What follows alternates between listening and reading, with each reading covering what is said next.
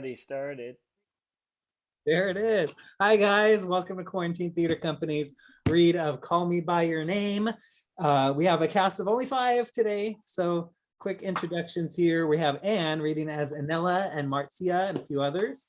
Travis, who will be Oliver.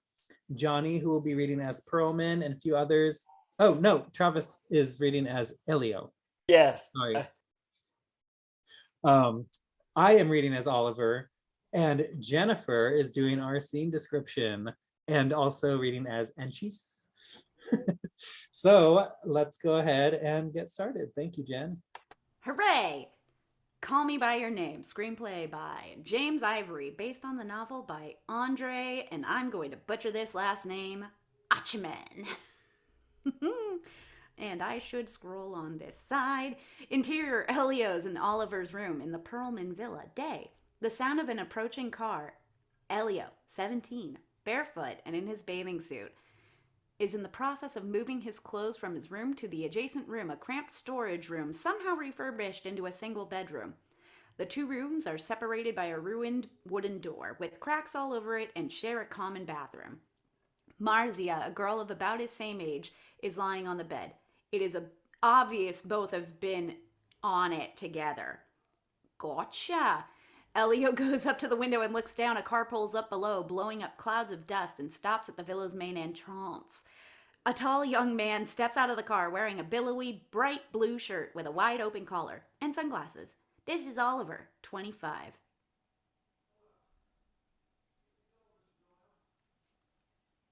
The Super. Good job. Marcia jumps up to come stand next to him, looking down. Anchise, the gardener and handyman, appears below, followed by the Perlmans who introduce themselves to Oliver. Excuse me, Professor Perlman is in his 50s, distinguished, vigorous. Annella, his wife, is in her mid-40s. Welcome. Oh my, you're so much bigger than your picture. Doye Elio. I'd better go down. Il quasi. Just read the English.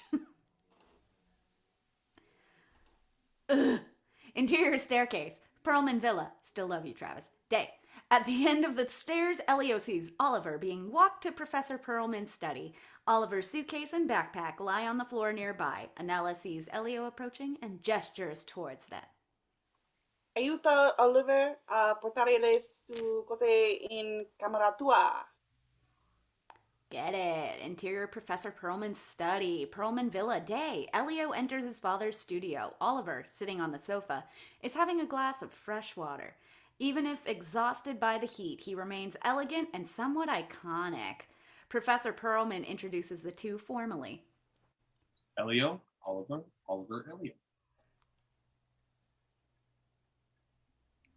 Hello. Hi. Make yourself at home. Our house is your house. Interior staircase, Perlman Villa. Day. They head up the stairs together. Elio lunges for the heavy suitcases. Ooh, suitcase. Sorry. Oliver packs light and he takes the backpack. And my room is now your room. I'll be next door. They meet Marcia coming down. More introductions in the middle of the stairs. She kisses Oliver on both cheeks.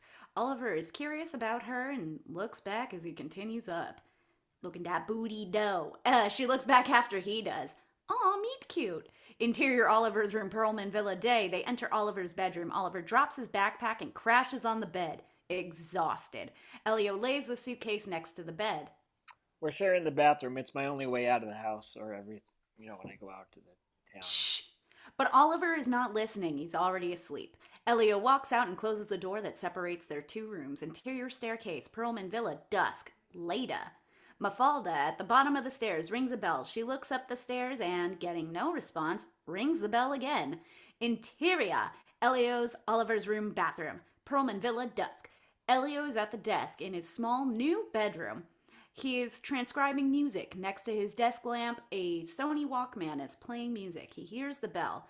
He enters the bathroom, and the door that connects to it to the other room is open. Oliver sleeps in the dim light of sunset.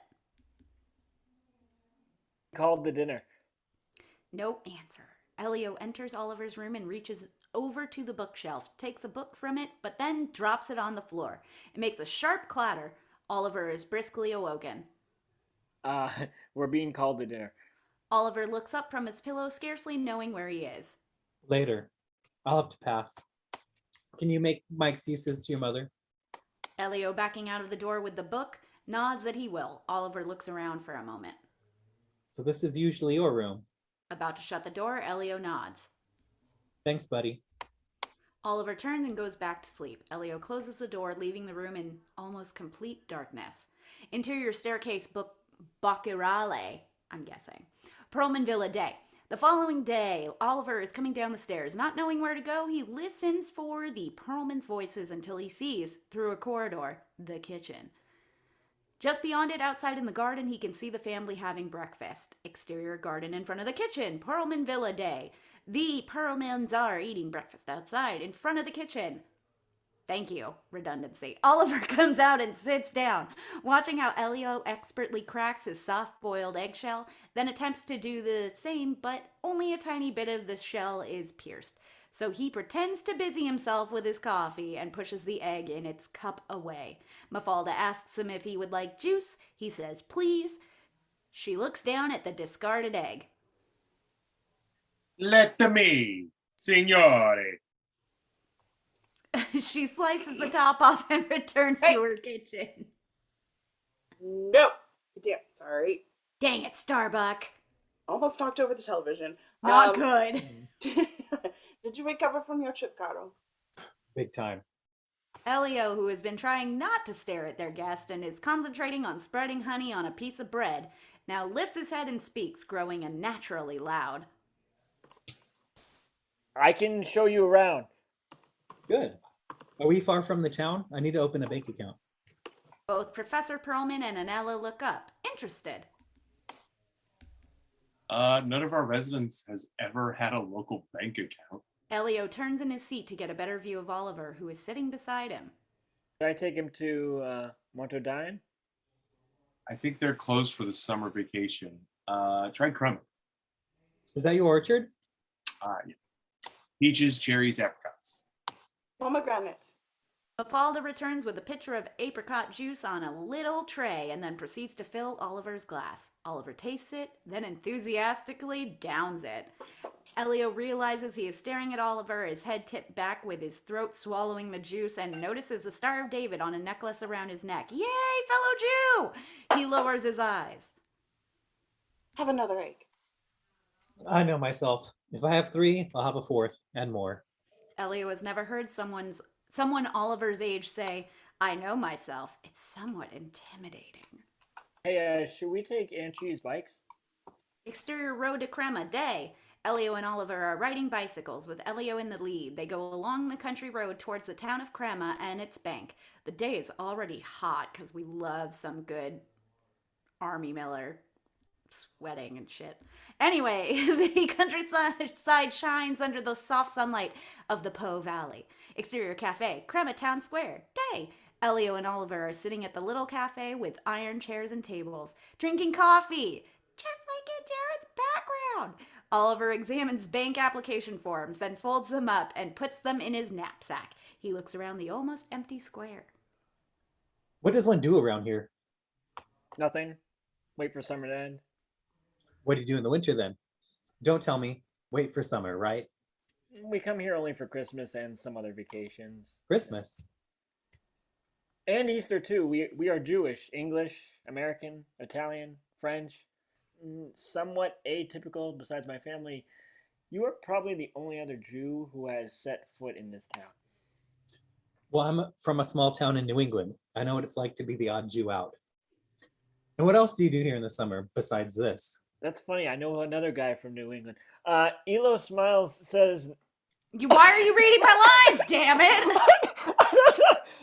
I used an improv moment and I go, shit. Like Wait, reading Shut the wrong fuck and up! something. Elio smiles and says nothing. It says To nothing. take his own advice.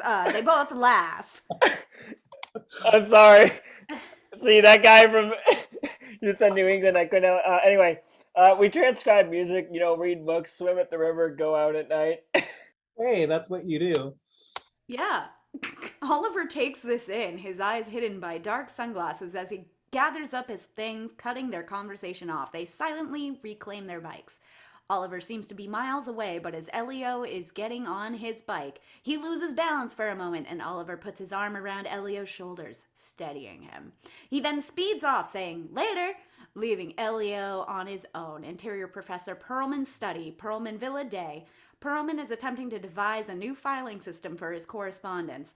There are packs of letters lying about and open boxes with more letters. Oliver is helping him, and Elio is with them. Annella enters carrying a little tray with a pitcher of more apricot juice, which she pours out into glasses. Everyone has some. Oliver downs his in a gulp. He smacks his lips, saying, "Ah!" Oh, I'm sorry. "Ah." Annella looks at him amused. Elio looks at his father, already knowing what he'll say. The word apricot comes from Arabic. It's like the words algebra, alchemy, and alcohol. It derives from an Arabic noun combined with the Arabic article al before it. The origin of our Italian albicocca is alabacarki. He pauses to draw breath, then continues, warming to his subject. It's amazing that today in Israel and in many Arab countries, the fruit is referred to by a totally different name. Mishmish. Through all this, Oliver has been listening carefully. I beg to differ. Huh? The word is not actually an Arabic word. How so? Elio and Annella listen carefully. They've seen all this happening in the past. It's a long story, so bear with me. Many Latin words are derived from the Greek. In the case of apricot, however, it's the other way around. Here, the Greek takes over the Latin. The Latin word was precocum, from precocer, pre-cook, to ripen early, as in precocious, meaning premature. The Byzantines, to go on, borrowed precox, and it was precocia, or berikoki, which is finally how the Arabs must have inherited as albacoque. There is a moment of silence. Elio and Annella look at Perlman. Courtesy Philology 101. Passes with flying drums. Annella, unable to resist, starts laughing. He does this every year. Oliver smiles, shaking his head. Dissolve! Exterior streets, card cafe, town street day. Oliver and Elio walk down a street. Oliver steps into a small bar. Some men inside are sitting at 2 or 3 tables with playing cards. Waiters bring coffee and other drinks to the customers. The place is lively. Some of the men look up and nod at Oliver. They know him. A game is starting at one of the tables and Oliver is asked to join. He sits down to play. How did you know about this place? Oliver winks. Elio pulls up a chair and sits, spectating. The cards are dealt. Oliver, accepted at once, treats his fellow players as equals. Despite being a rich American intellectual, a guest at the villa of one of the area's richest men, he has the common touch. Exterior main entrance lawn, Perlman Villa afternoon. A few of Elio's friends play a volleyball game in a makeshift court set up on the lawn by the main entrance of the villa. Oliver is playing with Chiara, Marzia's slightly older sister, and another boy. The 3 make up one side of the game while the opposing team is made up of 3 others we haven't met. Elio sits on the side with Marzia and another friend, Maria. All eyes are on Oliver, the glamorous American who has unexpectedly dropped into their midst. Marzia and her friend ask questions about him. Sicuramente amigario di quello dell'anno scorso. Do you recall it? Big improvement from last year indeed. Elio and Marzia laugh. Much better. Look how cool he is. Elio, bored and put off, gets up and goes to a nearby table under the lime trees. On it is some fresh fruit and a bottle of cold water. He takes the bottle and goes to his friends, offering it. Oliver steals the bottle and drinks, then hands it back to Elio without thanking him. Oliver then puts his free arm around Elio, gently squeezing his thumb and forefingers into Elio's shoulder in a friendly hug massage. Elio, taken by surprise, is spellbound for an instant, yielding to Oliver's hand, even leaning into it. And then he wrenches himself away from Oliver's grab. Taken aback, Oliver apologizes, asking Elio if he'd pressed a nerve or something. I didn't mean to hurt you. Honestly, not wanting to discourage Oliver, Elio blurts out, I'm not hurt. Elio has the face of someone trying, but failing, to smother a grimace of pain. Oliver goes along with this charade. Here, let me make it better. But I'm relaxing. Relax. You are relaxing. You're stiff as a board. You're made of knots. Come here, feel this.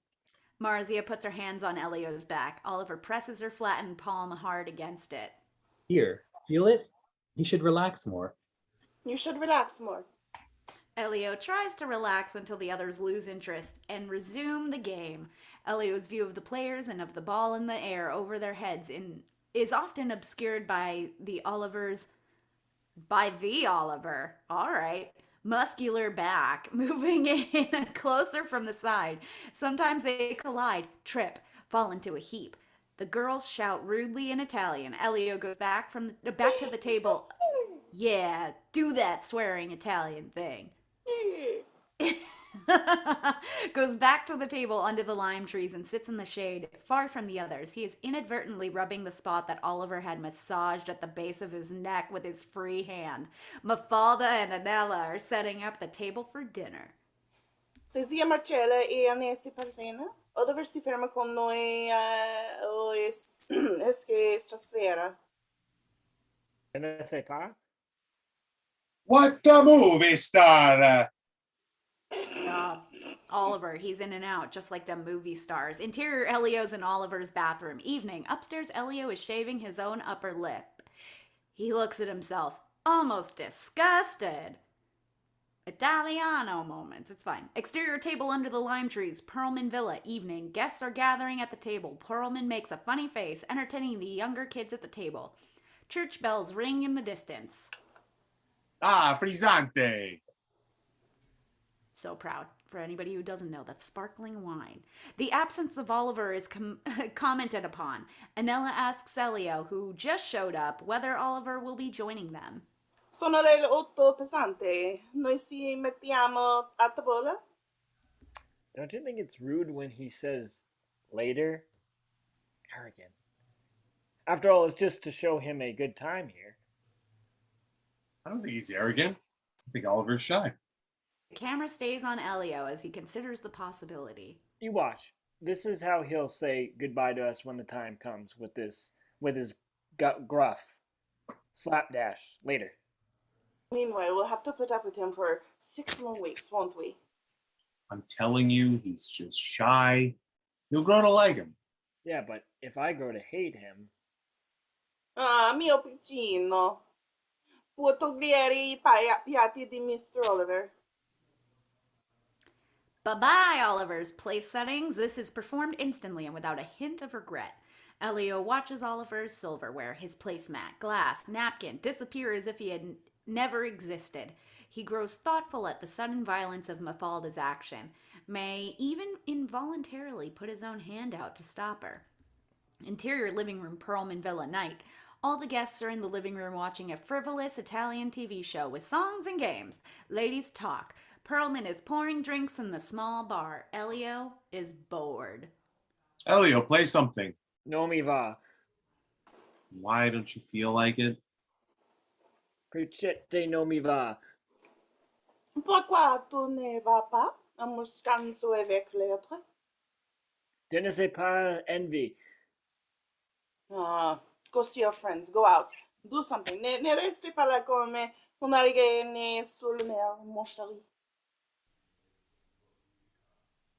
Rude. You're spoiling everyone's fun, Elio. A burst of laughter from the kids. Perlman returns from the bar holding glasses. Elio gives in and goes over to the piano. He starts playing a lively piece. Interior, Elio's bedroom. Perlman Villa, night. Elio is on the bed, still dressed. He cannot sleep. He hears a noise outside and quickly strips off his clothes, putting on his pajama bottoms, but no one comes.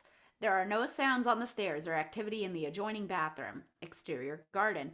Perlman Villa, day. In front of the kitchens is a fruit orchard with a variety of fruit trees. One of the trees is shaking. In the dappled light under the tree, we see Anchise reaching up into the limbs to pick the ripest peaches. Exterior Perlman Villa afternoon. The house is quiet and deserted. A typical lazy summer afternoon. Oliver arrives on his bike from town, wearing the blue bathing suit and blue billowy shirt he had when he first arrived. Interior Elio's bedroom. Perlman Villa afternoon. Elio is on his bed wearing only boxer shorts. His right hand is down inside of his shorts. He starts touching himself. All of a sudden, footsteps outside his door. Oliver, shirtless, enters the room from the bathroom.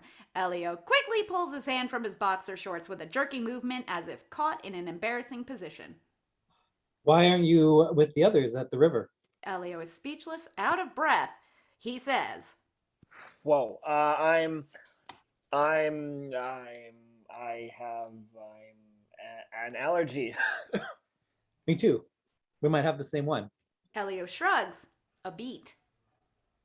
Want to go for a swim? Just the two of us? Later, maybe. Let's go now. Elio grabs his hand and turns on his side facing the wall away from Oliver to prevent him from seeing his erection. But in his movement is also a slight tugging which could have pulled Oliver down onto the bed.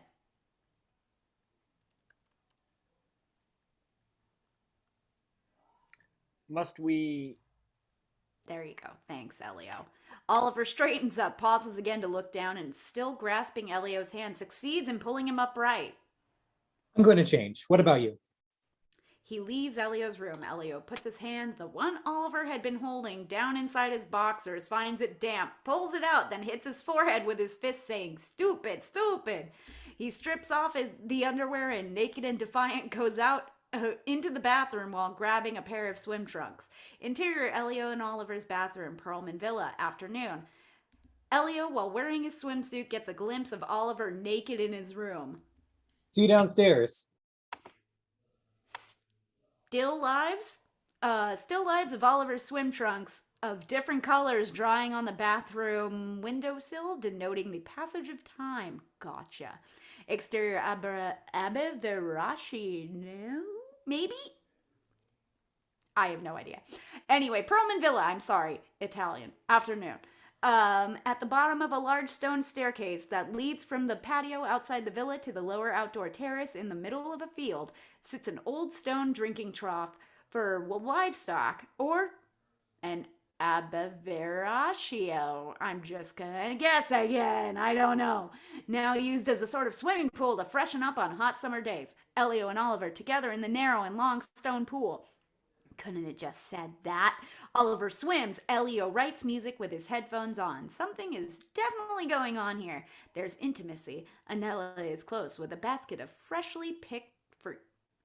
Elio, what are you doing? Reading my music? No, you're not. Thinking then? About? A private? Excuse me, my straw burped. Annella, amused, listens to the conversation. Elio! So you won't tell me? So I won't tell you. So he won't tell me. In that case, I'm going with your mom. Oliver gets out from the pool and reaches Annella in the orchard, stretching into the branches for the ripe fruit as Elio watches. Elio goes over to them and offers to hold the basket, which is filling with apricots. Exterior South Terrazia, Perlman Villa, day. I just need to do an inappropriate Italian accent and then suddenly I've got it. The same day, Elio is sitting at a table in the shade of the house, practicing his guitar. Oliver is lying on a towel spread on the grass nearby, reading a book, which we see is Heraclitus, sorry, excuse me. She's adding eyes wherever she wants now. He wears a green bathing suit and his straw hat. His belongings are spread out around him. Sun lotion, a notepad and pen, espadrilles, I know that one. Anyway, on the nearby patio, the Perlmans and some friends are sitting around a table playing a card game. There are always people coming and going at the Perlmans. Friends, relatives, acquaintances of Elio, like Marzia. We don't always learn who they are, but they give a sense of ever-moving inhabitants of the place. Oliver lowers his book and stares at Elio, who is focused on the fingerboard. Excuse me. Elio raises his face to see if Oliver likes what he is playing, but Oliver looks back without expression, almost coldly. Excuse me again. Unsettled, Elio breaks off for a moment. Oliver, aware that he has caused Elio to interrupt his flow. Just play it again. I thought you didn't like it. Hated it. Hated it. Just play it, will you? The same one? The same one. Elio gets up and enters the house through the big door. Follow me. Interior living room, Perlman Villa Day. Elio plays the piece on the piano. Oliver leans on the door looking in. The music sounds very different from when he played it on his guitar. You changed it. What did you do to it? Is that Bach? I just played it the way Litz would have played it if he'd jimmed around with it. Just play it again, please. Elio begins playing the piece again. Oliver listens, then speaks. I can't believe you changed it again. Not by much. That's how Bassoni would have played it if he'd altered Litz's version. Can't you just play the Bach the way Bach wrote it? Bach never wrote it for guitar. In fact, we're not sure it's Bach at all. Forget I asked. Okay. No need to get so worked up. Elio begins to play the Bach in its original form. Oliver, who had turned away, comes back to the door. Elio says softly over his playing. It's young Bach. He's dedicated it to his brother. Interior Elio's bedroom, Perlman Villa, later. Elio is writing his diary.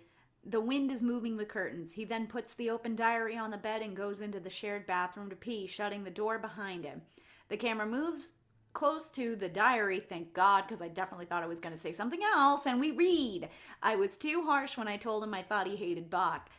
The wind blows the pages of the little book, then dies down so we can go on reading. What I wanted to say was that I thought he hated me. Exterior lime trees. Perlman Villa, afternoon, another day.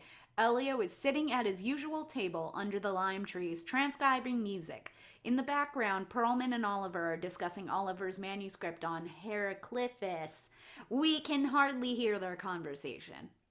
Go on, I'm okay with criticism. You are good. I think this needs firming up. Your insights are persuasive, but... Anchise approaches Elio, carrying a large fish wrapped up in a t-shirt, which he uncovers for Elio. Isato il fumi? Yes, I've been at the river. Anchise takes the fish towards the kitchen. Meanwhile, the conversation continues. I'm okay with firming up. I'm okay with paradox. Back to the drawing board. Mafalda, look what I got. Exterior South Terraza. Oh my gosh, whatever. Perlman Villa Day. Later. Elio sits nearby the pool with his head back on the cushion of his chair, his eyes closed. Oliver, far away, is sitting on the edge of the trough, his feet in the water, reading the pages from the manuscript he showed Perlman. He looks towards Elio. Are you sleeping? He waves a sheet of his manuscript at him. I was. Oliver gestures him to come closer. Elio does, slowly. He notices Oliver is wearing a red bathing suit. Just listen to this drivel. For the early Greeks, Heidegger contends, this underlying hiddenness is constitutive of the way beings are, not only in relation to themselves, but also to other entities generally. In other words, they do not construe hiddenness merely or primarily in terms of entities' relation to human beings. Oliver looks at Elio. Does this make any sense to you? Not to me, nor to your dad. Elio is pleased that Oliver has asked his opinion on the manuscript. Maybe he did when you wrote it. Oliver, as if pretending to weigh Elio's words carefully. That's the kindest thing anyone said to me in months. He speaks ever so earnestly, as if hit by a sudden revelation in a low tone. This makes Elio feel ill at ease. He looks away. Kind? Yes, kind. Silence returns. Elio looks at Oliver in his red bathing suit lying on the edge of the trough. And Oliver lets himself fall in the water, to Elio's surprise. Exterior restaurant with dance floor. Night. A restaurant bar with an open-air dancing floor. Everyone dances a slow ballad from the Flashdance soundtrack. Jesus Christ. Chiara and Oliver are kissing. Elio goes to their table with Marzia and one or two of the others. He watches Chiara and Oliver. She moves her thighs in between his. Their moves are not the moves of people who stop at heavy petting. Is he hitting on her?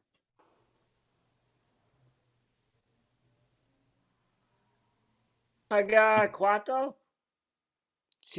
No, so. I'd love to be in his shoes. Sorry. Still getting over Travis's Italian. Ci non vorrebbe essere nei panni di lei piuttosto. Basically, everyone wants to be in her shoes. That's what you need to know. Anyway, Elio watches them dancing, thinking he'd give anything to be in her shoes. Thank goodness I didn't read ahead, because I should have. Marzia studies the look on his face. He pretends to like watching them dance together. Lo vuole a tutti I costi, eh? The music changes. Love My Way by the Psychedelic Furs hits the dance floor. At the sound of this song, Oliver changes his way of dancing to a more self-obsessed style, a perfect new wave style. They all watch Oliver's solo act with surprise and amusement. Elio looks at him, mesmerized, until Marzia pulls him back on the dance floor. There is a strange energy and exchange of glances between them. Elio chooses not to be embarrassed and lets loose with a sharp little solo of his own. Close on Marzia, amused. Exterior lake night. Elio and Marzia are at a small lake, one of their summer places. They strip their clothes off. Tu n'es pas avec moi parce que tu es fâché contre Sia? Conque Jesus face contra cha? And let's go to the English version. Why should I be angry with Chara? À cause de lui. Elio shakes his head, feigning a puzzled look meant to show why he can't pronounce the word pourquoi. And he can't begin to guess where she'd gotten such a notion. I love you, Travis. Retourne trois? Ne me regardez pas. Let's meet tomorrow night. I'll be here before you. Love you mean it. They run into the lake and swim in the moonlight. Exterior garden in front of the kitchen. Perlman Villa day. The next morning, Oliver shows off his newly acquired talent with a soft-boiled egg. Neatly shearing off the shell, he looks a bit hungover with circles under his eyes. We almost did it. Marzia and me. And why didn't you? I know. Better to have tried and failed. All I had to do was find the courage to reach out and touch. She would have said yes. Try again later. Annella comes in and while she is seating herself, asks, Try what later? Professor Perlman and Oliver laugh. Then the professor changes the subject.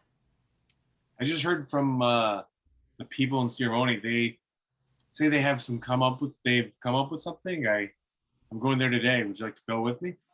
I'd like that very much. Hey, can I come too? On the condition that you remain silent.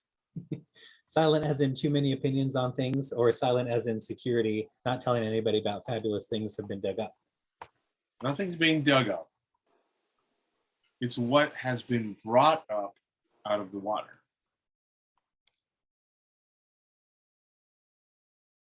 Ah.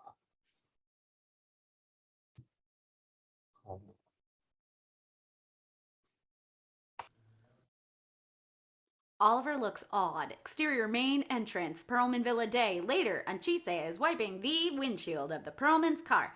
Elio comes out as Chiara arrives on her bike. She asks him where Oliver is. In French, on va. We're going to Lake Garda with Dad. He wants to show Oliver where they're dredging. Dredging. Chiara is disappointed. Tell him I came by. He's inside helping Dad. You were great on the dance floor last night. He dances great. And he's great looking, isn't he? What are you trying to do? Fix us up? She leaves him and goes into the house. Elio gets in the back seat of the car and waits. Then Oliver and Kiara come out. They speak for a moment, standing close. She kisses him on the cheek, then gets on her bike and takes off. Oliver gets into the front seat of the car, but Elio tells him to sit in the back.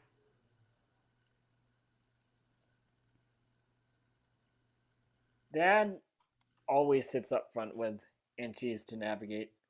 Oliver gets in the back. Next to Elio, he watches Kiara riding away. She seems to like you a lot. She's more beautiful than she was last year. Oliver doesn't respond. I saw her naked on a night swim. She has a great body. Creeper. Oliver turns to look at Elio, surprised. Are you trying to make me like her? While talking, their bare legs briefly collide. What would be in the harm in that? No harm. Except I like to go at it alone, if you don't mind. There is a long pause as Professor Perlman comes out and speaks to Anchise. I think I'll drive myself today.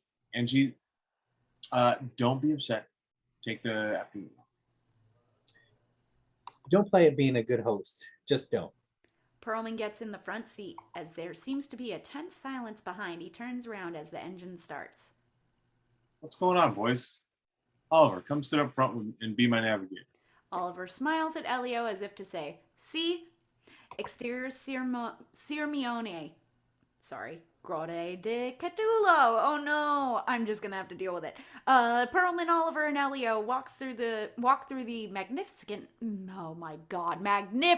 ruins of the Roman villa overlooking Lake Garda, the Grotte del Catulo caves. There we go. Perlman is explaining to Oliver that only part of the archaeological treasures of this area has come to light. A delegation of archaeologists is waiting for them. The senior member rushes up to Perlman and greets him. They all gather in the small beach that is dominated by the ruins. Perlman is showed with the arm of a statue. He is very excited.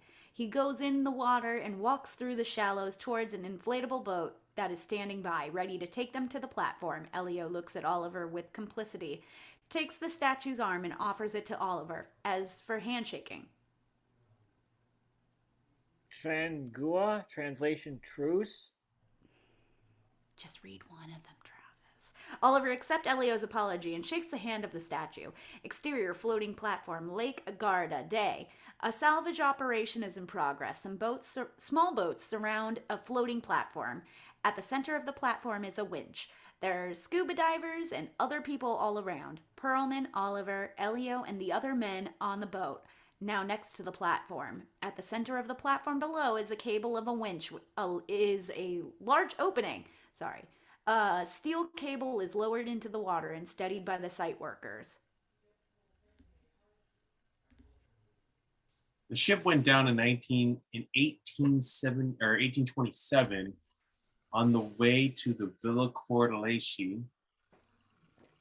There are 4 known sets of statues after the Praxiteles originals.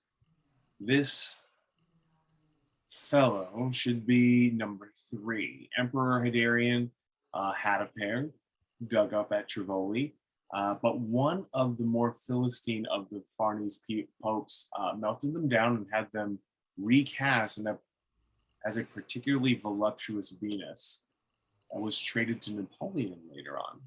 The weight. Finally, the cable is pulled back up. It pulls an antique statue out of the water. Perlman, edging closer, watches the operation minutely.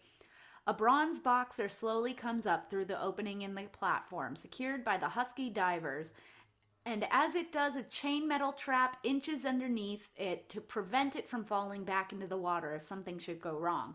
The statue, missing its left arm but otherwise intact, is of an athlete, a boxer, naked, a kind of fingerless glove and wrist strap. Like the damaged arm and gloved hand, the statue is encrusted with the lake water deposits of a century. It is still possible to admire the beauty of the athlete's face, set with enameled eyes that seem to be staring straight out through the murky water at his rescuers. There is great excitement. Exterior Sirmione, Grotte de Catulo, afternoon. Later, back on the beach, the bronze has been dried and cleaned. Perlman is speaking in Italian with the other men and women who took part in the operation and who are analyzing the find. Oliver gently caresses the statue. The sun is setting, casting its last rays on the long missing athlete for the first time in more than 100 years. Would you like to go back for a swim before we head back? Exterior water, Lake Garda, sunset. They swim in a little cove not far from the rig that pulled up the bronze boxer. It is almost dark with a cloud-streaked sky reflected in the water. The lights on the rig go on, including a big floodlight. The lake is surrounded by snow-capped mountains. Oliver. Elio. Exterior Perlman Villa, main entrance night. The Perlman car reaches the villa and all get out. Excuse me? Elio runs around the house to get his bike and wheels it out onto the road. I have to go. The two men smile at Elio's passionate haste. Are you going too? No, Prof. I have to work. How about a drink to celebrate the day? That'd be great. Exterior road, river, night. Elio is riding on his bike on the way to the river, trying to catch his date with Marzia. When he gets there, no one is waiting. He calls her name. Call me by your name. Anyway, interior living room, kitchen, Bacchiarale, Villa Day. The next day, Elio is playing the piano, immersed in thought. He breaks off, gets up, moves from the room to room downstairs. The kitchen is empty as well. It's the hour of siesta, and Oliver's bike is missing. Oliver's book is on the big sofa in the Bacchiarale. The Cosmic Fragments by Herculides. Elio sits and opens the book. There's a handwritten page inside. The meaning of the river flowing is not that all things are changing so that we cannot encounter them twice, but that some things stay the same only by changing. Elio closes the book. That sounds like some Pocahontas shit, and I'm here for it. Interior staircase corridor, Perlman Villa Day. Elio goes back inside and up the stairs very quietly, and along the corridor he shares with Oliver. He approaches Oliver's door like a detective, looking for clues. He is about to open it when he hears the sounds of someone coming up the back stairs. He opens the door to his own room instead and walks in. Interior corridor, Elio and Oliver's room, shared bathroom, day. Mafalda appears in the corridor, holding the laundry of the two young men. She brusquely opens Oliver's door, put Oliver's shorts, socks, and handkerchiefs, maybe the blue billowy shirt, on his dresser. She goes out, then knocks on Elio's door. Elio says "Avanti" and she goes in with a pile of the same sort of clothes belonging to him. He's lying on his bed, pretending to read a book. She leaves. He can hear her retreating footsteps. When she is safely gone, he stealthily goes into Oliver's room through the bathroom they share. He looks around Oliver's room. Interior, Oliver's room. Perlman Villa Day. He goes into the little pile of laundry and examines it, sees the folded boxer shorts or jockey shorts, passes his fingertips over them, and then goes to the closet. Hanging on a hook is the red bathing suit. He picks it up, it's dry, and brings it to his face. No! Oh no! He rubs his face inside it, smelling it, looks inside of it as if searching for something. You're not going to find his dick in there, honey. Kisses every inch of it, licks the inside of the supporter as if trying to find a taste of Oliver. I knew it. I called it. Elio quickly slips out of his own bathing suit and puts on Oliver's. All right, weird. Okay, he undoes Oliver's bed and gets into it, putting the pillow over his face and kissing it savagely. All right, get it, bitch.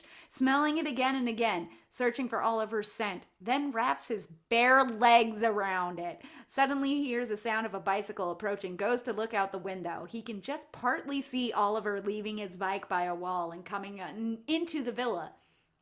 He wants to come into his villa, damn it, Elio. He removes Oliver's trunks and tidies up the bed and exits the room. Interior corridor, first floor, Perlman Villa, day. Elio runs towards the window at the end of the corridor and looks down from it. No one. Finally, Oliver appears going down the steps and moving towards the stone trough. Exterior garden, Perlman Villa, day. The following day, a thunderstorm and heavy rain dashes the plants in the garden and pours from the roof spouts. Interior living room, Perlman Villa, day. Inside the villa, the three Perlmans are sitting on a row of a big couch as the lights flicker.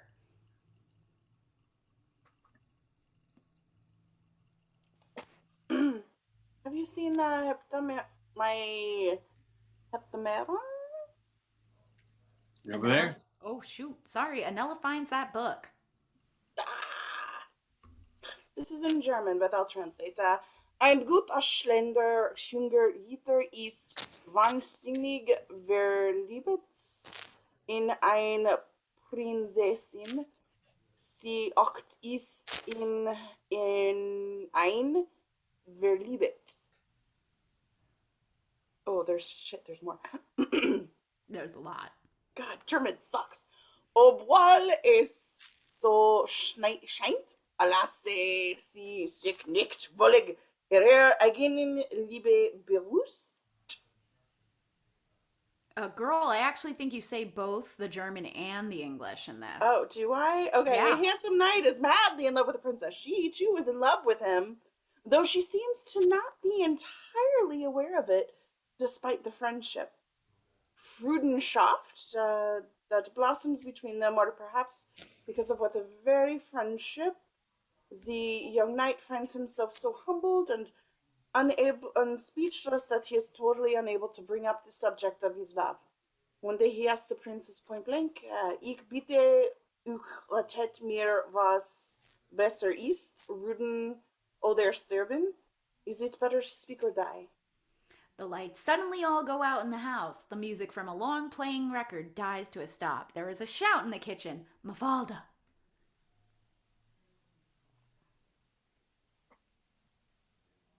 Have the courage to ask such a question. Belly, do you know you could talk to us about it? They have been sitting in near darkness. The rain beats against the window panes. Exterior Abe Vera Choyo. I don't know. It's never going to get better. I'm sorry, y'all. Later, Elio is sitting under the tree with his scorebook open. Oliver sits on the edge of the stone trough with his feet in the water. He is wearing his straw hat. My mom's been reading this German romance. She read some of it to my father and I the day the lights went out. About the knight who doesn't know whether to speak or die? You told me already. Yes. Well, does he or doesn't he? Better to speak, she said, but she's on her guard. She senses a trap somewhere. So does he speak? No, he fudges. That figures. Listen, I need to go pick up something in town. I'll go if you want to. Me too. Let's go together. Now? Why, you have anything better to do? No. Oliver puts some pages of his manuscript into his old frayed book bag. Let's go. Exterior Perlman Villa day. On the way to the shed to collect their bikes, they pass Anchise, who hands Oliver his bike with a wry smile. Oliver smiles back. Oh, well, babies, you're all getting English here. I straightened the wheel. It took some doing. I also put air in the tires. There you go. Elio and Oliver reach the road, where they pause for a moment. Oliver pulls up his shirt and pulls down the top of his shorts to expose a big scrape and bruises on his left hip. I fell the other day on the way back and scraped myself pretty badly. And she's insisted on applying me some sort of witch's brew. He also fixed the bike for me. Elio leans over closely to see Oliver's scrape, which is smeared with a black unguent. It looks painful. They continue on their way. Exterior town square day. They arrive on their bikes at the little town square. Oliver buys a pack of cigarettes, Galoises, and he lights one up, then offers one to Elio. You want to try one? Elio nods, and Oliver cups his hands very near Elio's face and lights his cigarette. Not bad, right? Not bad at all. I thought you didn't smoke. I don't. You better take that drag, baby. They walk their bikes towards the little World War I memorial in the center of the square, which is dedicated to the youth of the town who perished in the Battle of Piave. They pause a moment to read the plaque. World War II. Did the Allies fight near here? No, this is World War One. You'd have to be at least 80 years old to have known any of that. Is there anything you don't know? I never heard of the Battle of Piave. Elio looks at Oliver. He hesitates, then bursts out.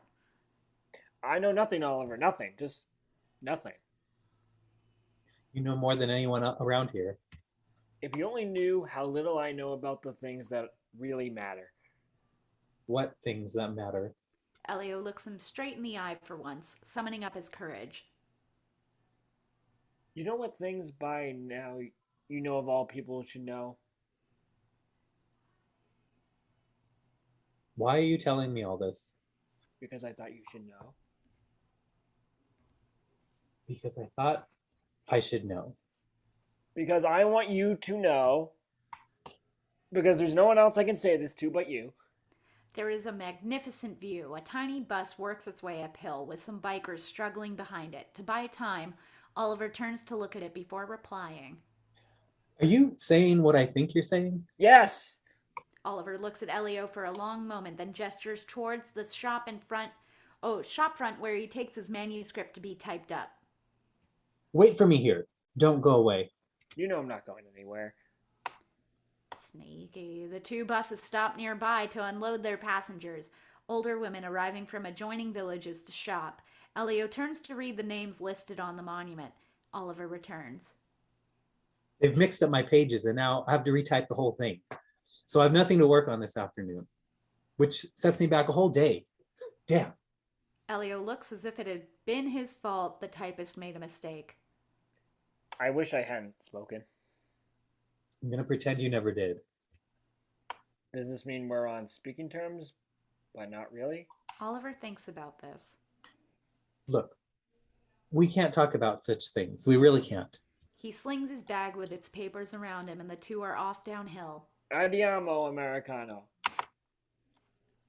Andiamo Americano, a mambo. Anyway, sorry. Exterior country road, Springs, Fontanelli Gavarine. Day. Now that Elio has laid his cards on the table, the scenery and the fine weather buoy his spirits. They ride together on the empty country road. At this time of day, it's all for them. Thirsty, they stop by a factory. They ask for water to an old lady. Oliver is surprised to see a Mussolini picture hanging on a wall. They laugh. Hey, Popolo Italiano. That's Italy. Yeah. They're again on their bikes. The countryside shines in all its grandeur. Elio turns off into a little path towards some spring water ponds surrounded by willow trees. Elio leans his bike against one of them, followed by Oliver. This is my spot, all mine. I come here to read. I can't begin to tell you the number of books I've read here. Oliver puts his hands in the water. Oh, it's freezing cold. The spring is in the mountains, the Albi Orbi. The water comes straight down from there. Oliver freshens up his face with this water. I come here to escape the known world. I like the way you say things. Why are you putting yourself down? I don't know. So you won't, I suppose? You're so scared of what others think? Or what I think? Elio shakes his head. Oliver waits for Elio to say something. He stares at him. In the silence of the moment, Elio stares back.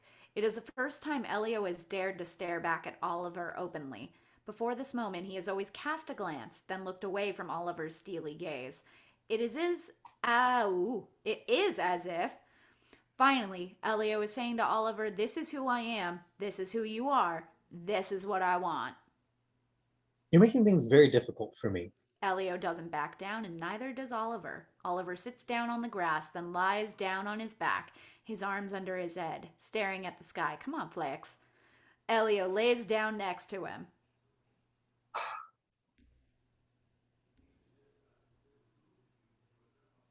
I love this, Oliver. What? This? Us, you mean? That too. Elio doesn't reply. Oliver moves up close to him, very close. He stares right in Elio's face as though he likes Elio's face and wants to study it, linger on it. Oliver touches Elio's lower lip with his finger, lets it travel left and right, then right and left again. Oliver smiles at Elio as he lies there, and that very smile fills Elio with a kind of apprehension about what will happen next. What happens next is that Oliver brings his lips to Elio's mouth in a warm, "I'll meet you halfway, but no further" kiss. A conciliatory kiss. Elio's return kiss is so famished, he loses himself in it. Better now? Elio doesn't answer. He kisses Oliver again, lifting his face as if to discover more, no more. Even with their faces touching, their bodies are angles apart. Elio lifts one knee as if to face Oliver. I think we should go. Not yet. We can't do this. I know myself. So far, we've behaved. We've been good. Neither one of us has done anything to feel ashamed of. Let's keep it that way. I want to be good. Elio reaches for Oliver in a quick, desperate move, lets his hand rest on Oliver's crotch. Oliver doesn't move. With total composure, in a gesture that is both gentle and commanding, he brings his own hand there, letting it rest on Elio's for a second. He twines his fingers into Elio's, then lifts his hand. A moment of silence. Excuse me. Did I offend you? Just don't. He gives Elio his hand and helps him stand up. He pulls up his shirt to examine the scrape. I should make sure it doesn't get infected. We can stop by the pharmacist on the way back.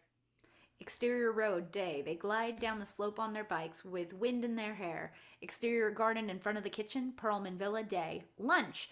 A middle-aged Italian art historian couple have been invited to lunch. The man, Marko, is pompous. His wife, Elena, no less so, dropping Italian expressions constantly into her conversation. Elio and Oliver can hardly keep from laughing. So we got to the government of Vettiocracy. Because we don't do anything but talk. Let me speak. We have 5 parties that do nothing but fight. Oh, smoke and shut up. Let them speak. Him, her. I'd like to know what they think too. Annella, what do you think? A 5-party government. Amore, io l'hai compreso, storico. Compromises are tragic. Elena, you've changed since you've inherited this place. Ah, ma ci c'entra? Sei matta, sei una stronza. Say something. You're resigned. Why don't we talk about that Brunel? He was a genius. You know him? Cinema isn't the answer. Cinema is a mirror of reality. Let's hear his opinion. Say something. Ah, amore, mar americano. American doesn't mean stupid. Yee! A few meters from the table, Anchise laughs at the conversation. Ha ha! Mafalda serves everyone ice cream. As he begins to eat, Elio notices red spots appearing on the dessert. It's coming from above his head. He realizes that it is streaming from his nose, that he's having a nosebleed. Titio ice mafalda perfervio presto. Holding the napkin to his nose to staunch the stream of blood falling into his dessert, he rises and leaves. What's the matter?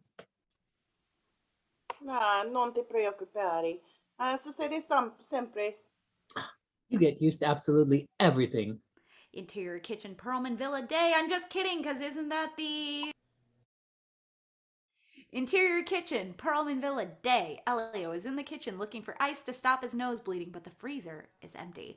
Interior bar, Perlman Villa, day. In a very tight and confined space beside the living room is the Perlman bar. Elio is sitting on the floor, his head tilted back, and is holding a napkin full of ice. Now a mixture of blood and water on his nose. Excuse me, beside him is an ice bucket. Elio, where are you? Oliver is in the Baccherale looking for him. Elio waves from the bar. Oliver goes over to him and Elio smiles ruefully. Was it my fault? I'm a mess, aren't I? I guess. The ancients said it never hurts to be bled from time to time. Sit for a second. Elio shifts to make a little room. The place is very tight. His bare feet touch Oliver's ankles for a moment. Oliver takes Elio's feet in his hands and begins massaging them, pulling on his toes until they crack. Ugh. Elio cries out in mingled pleasure and pain. Where did you learn to do that? My bub. She did it all the time to us. Elio looks again at Oliver's necklace with the Star of David on his chest. I have one of those. You don't ever wear it? My mother says we are Jews of discretion. I guess that fits your mom. Funny, which you're going to kill me. You know that? Ouch. I hope not. Oh. Are you going to be okay? I'll get over it. Oliver helps Elio up. Interior Baccherale. Perlman Villa Day in the Bacchirale. Jesus. Oliver meets the sisters, Marzia and Chiara. They're giggling. How is he? Will he live? I think so. Just a bit of a nosebleed. Really? I'll be back in a minute. Don't go anywhere. Okay, Mario. As soon as the girls leave, Oliver takes off on his bike. Interior living room, and I love you, Johnny. Perlman Villa Day. The girls burst into the living room where Elio is lying on the couch. Chiara sits at the foot of it. Marzia stands peering down at Elio. He looks up at her a bit sheepishly. Chiara takes a cigarette out of a pack and lights it. She takes a drag on it, then holds it out close to the sole of Elio's bare foot. He pulls it up fast. Have you felt that? You have peasant feet. They don't feel things, peasant.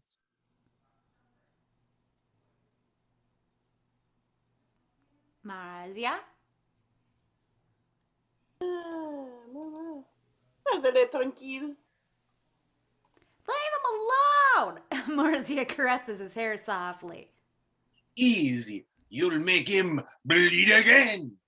She holds out her pack of cigarettes to him and he takes one. She lights it for him and he smokes it. Chiara looks at him coolly, as if looking at a rival. So, are we going somewhere? Peut-être, merci, so sort il di fatte passa quattro mille volte is quattro. Maybe if I go out, my mother can't see me. She'll get worried. Where's Oliver? How should I know? Exterior river afternoon. Elio walks into the fresh water and swims. Down the river is a group of his friends playing on the grass. Oliver isn't there. Elio is not unhappy. There is a rippling shaft of sunlight on the water directly towards him. He swims into it. We see that Elio is now wearing his Star of David necklace. You want to be a Jew now. Ugh. Exterior kitchen patio, Perlman Villa later. Elio exits the kitchen as he drinks a smoothie, feeling rested. He calls to his mother, who is sitting nearby. Il este o Oliver. Il n'est pas sorti? Mafalda exits from the kitchen while Elio goes to sit with his mother. Madame, do you want a smoothie too? No, grazie, Mafalda. Segniamo tra poco. Io esco star se no seno? Oui.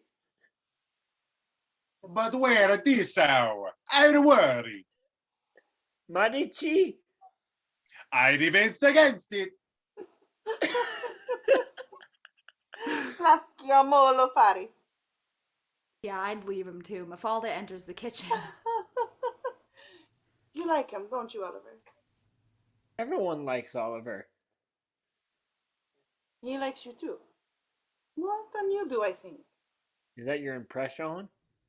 No, it was Oliver's. When did he tell you that? A while ago. Annella caresses Elio's hair, notices the Star of David he is wearing now. Exterior, South Terrazza. Perlman Villa. Evening, since we're all doing really terrible Italian accents. After dinner, Elio is in the terrazza, waiting for Oliver to return. He tries to read a book, but he cannot concentrate. Interior, Elio's bedroom, Perlman Villa night. Late night. Call me on the phone. Anyway, whatever. Elio is sitting at his desk, wide awake. He has left the bathroom door intentionally ajar, hoping that the light from the foyer might stream in just enough to reveal his body. As Elio hears Oliver step onto the landing in the hall, he jumps back in his bed, pretending to be asleep.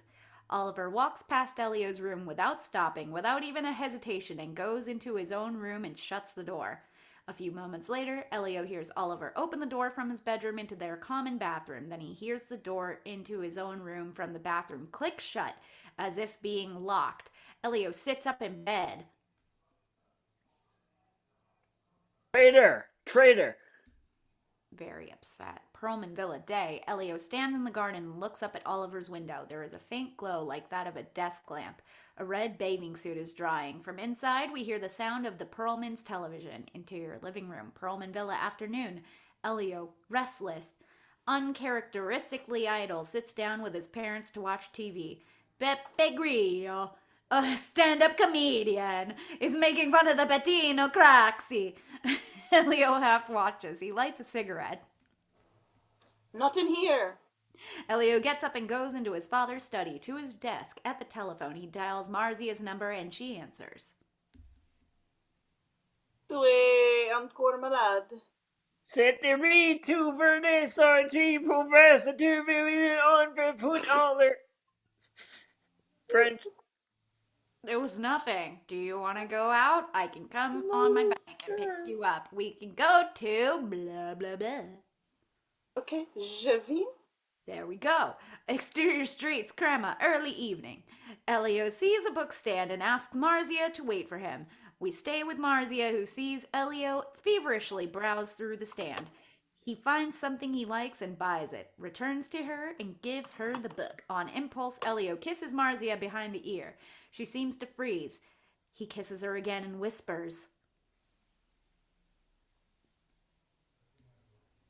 Cada derange? You can read English if you want. Well, fine, if you don't like Bien my... sûr que non. I'm just saying, you can if you want to. Exterior streets, Piazza Promoli. Crema, evening. Outside in the street, they converse as they walk in French. Pourquoi tu m'as acheté ce livre? Because I felt like it. Oui, mais pourquoi tu l'as acheté pour moi? Pourquoi m'acheter un livre à moi? I don't understand what you're asking. You don't speak French, that's why. N'importe qui comprendrait pourquoi, et toi, tu ne comprendras pas. Je te suis toujours pas? Tu es désespérant. If you don't tell me, I'll imagine all sort of things. You don't want to know what that's going to be like in French. But no, I don't. C'est un gros lion. Donnez-moi une cigarette. Yeah, he is an idiot. You gave him that cigarette, and then they are walking very slowly, wheeling their bikes. There are frequent bursts of sound from behind shuttered windows. TVs, family arguments, music. Tu lis vraiment autant que ça? Je vous dirais, moi aussi, je me lirai. Mais je ne le dirai personne. Why don't you tell anyone? Parque tu ne les pas? Jesus Christ, fucking A. Je n'ai pas. I can't even do that. It's Travis. Les inclus les serres sont crachotiers. Ils crachaient qu'ils sont. Sorry. Les gens qui crachent les mains, pas toujours ce qu'ils sont. You were doing great, sweetie. I believe in you. They It's walk in the direction of Travis Piazza terrible. Promoli, I know. A beautiful town square dominated by a marvelous 18th century palazzo. Do you hide who you are? Pas froid? Pas tout? Pas toi? I suppose, do you hide from me? Non, pas avec toi. Ou aussi. But don't do that would betray un petit peu. Comme ça? Comme ça? Oh, I'm not French. Tu sais très bien ce que je vous dirai. Why do you say that? Pourquoi? Parce que je pensais que tu peux me faire sourire. Et que je ne veux pas souffrir. She thinks for a moment. Pas parce que tu cherchais à blesser. Mais parce que tu changeais toujours de vie. Alors on ne sort donc jamais à quoi s'en tenir. Tu m'effraies. Effraies? Elio leans over in one of their pauses and kisses Marzia lightly on the lips. She stops by the gate of the Palazzo Premodi. Tu m'embarrasses encore? Once they are close, you better believe it, he holds her face with both hands and leans into her as they begin to kiss again. His hand going up under her shirt, hers goes in his hair. They enter the palazzo courtyard and move into a dimly lit corner. Her hips respond to his without inhibition. There is nothing between their bodies but their clothes.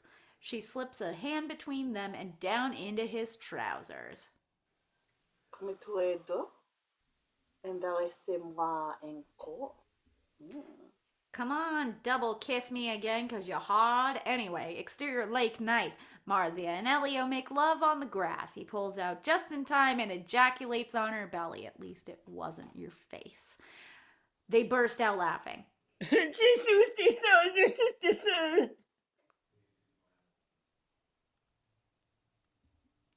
Would you like to finish in English? I already Je suis finished the other way. désolée. Well, yeah, but it's There's a new sentence. a new Oh, sentence. oh. I'm Oh my sorry, God. I'm sorry. Oh my God, that felt so good. There you go. Interior, Elio's bedroom, Perlman Villa, dawn. Later. It's now dawn. Thanks for that. Elio is in his room, sitting naked at his desk. His small lamp is on. He takes up a school notebook and tears out a page. He begins writing the note to Oliver. Please don't avoid me. He crumples that up. Please don't avoid me. It kills me. He crumples that up too and writes, your silence is killing me, says to himself out loud. Way over the top. He writes, can't stand thinking you hate me. He tears that up too and tries again. I'd sooner die than know you hate me. He laughs, tears that one up, and writes once more, can't stand the silence. I need to speak to you. He reads this, liking it. He lifts his right hand to his face, smells his fingertips, his palm, then his other hand, liking that too. Elio gets up, folds the last note, and slips it under the door that separates his room from Oliver's. Interior main staircase, Perlman Villa, morning. Elio coming up the steps as Oliver is walking down. Did you enjoy yourself last night? Insomma, so. Perlman walks out of his office to join the conversation. Tired then. Are you playing poker too? I don't play poker. Perlman and Oliver exchange glances. Several hundred color slides from our boxer and the others like him arrived yesterday from Berlin. We should start categorizing them. That will make us busy until lunch, I imagine. Interior Elio's bedroom, Perlman Villa, day. Elio enters his room. He sees the folded note he wrote to Oliver lying on his desk and opens it. Oliver has added, grow up, I'll see you at midnight. Jesus, asshat. Elio feels weak-kneed and he has to sit down on his bed. Same, Elio. He kisses the slip of paper, then holds it against his heart. Then he looks at the time on his watch, 10:30 a.m. Yeah, that's a long time to wait, bro. I don't want to wait. Interior, Professor Perlman study, Perlman Villa, day. Professor Perlman projects images of classical athletes from a slide projector onto a screen in his study. On the screen is a close-up detail of a bronze navel and an impressively muscled stomach. There are several of these, and Perlman points out stylistic differences. Beautiful, aren't they? They're amazing.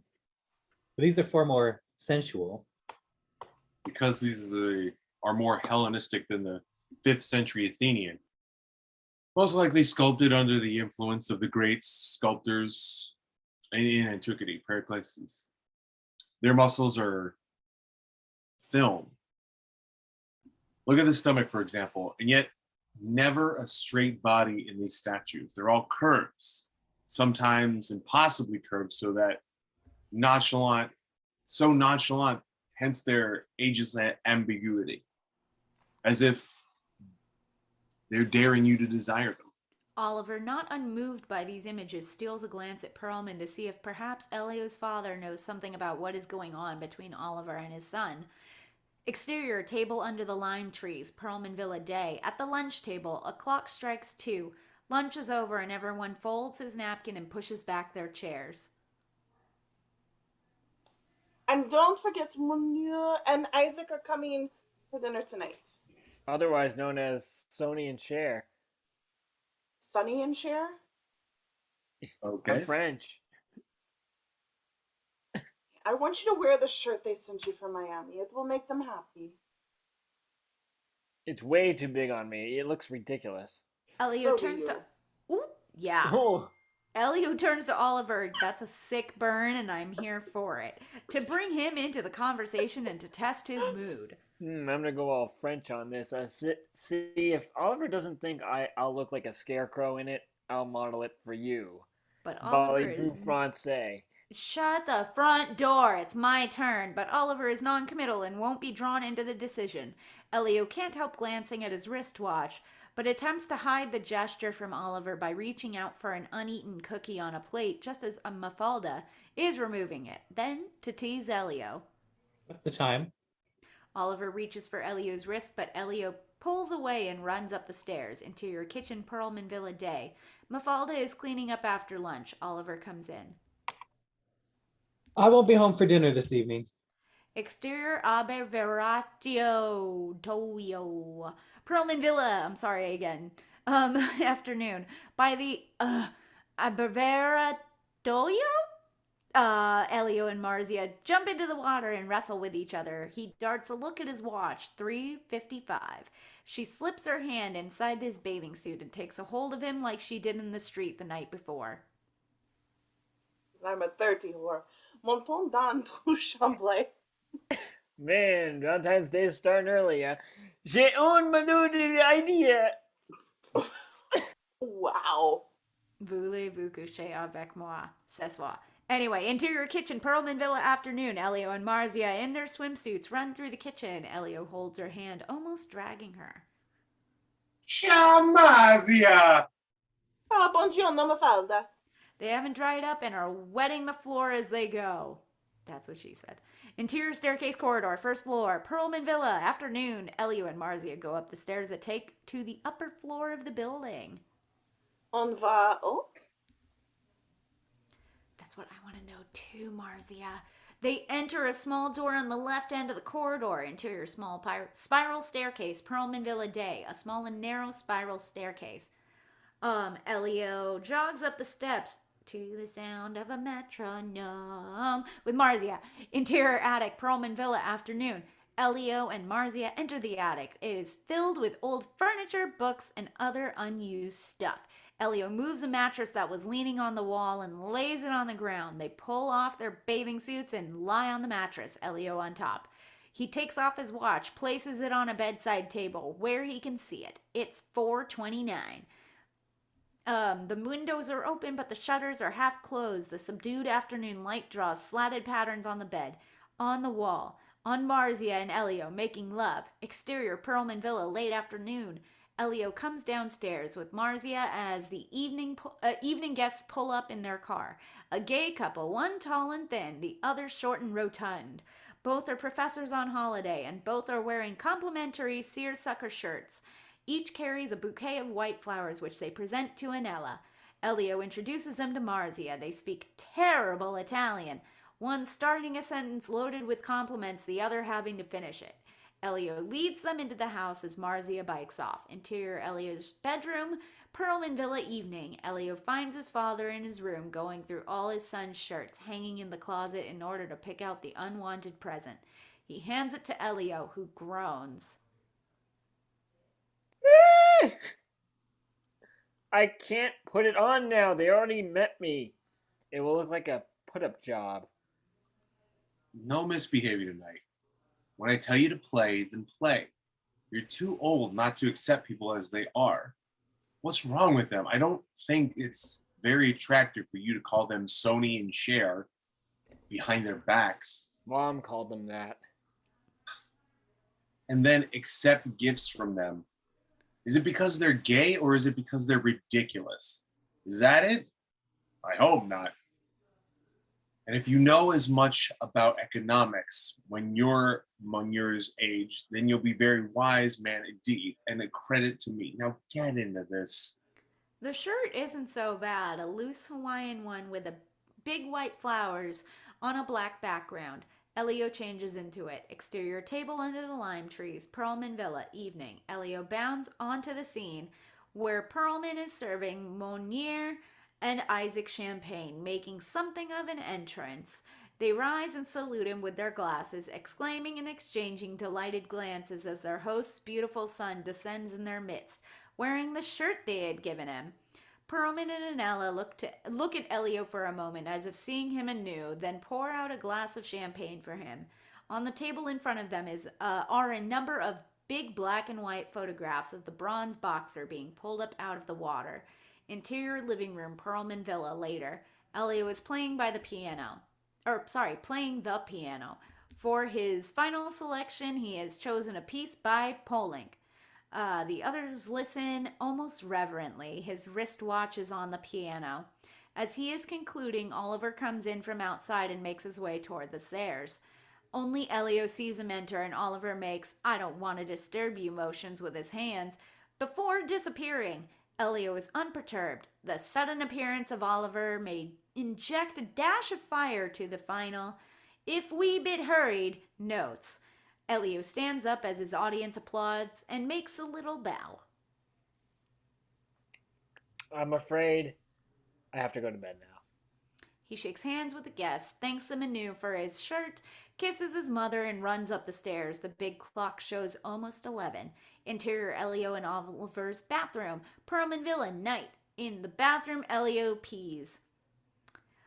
He says softly, looking down at his penis, "Do I know you?"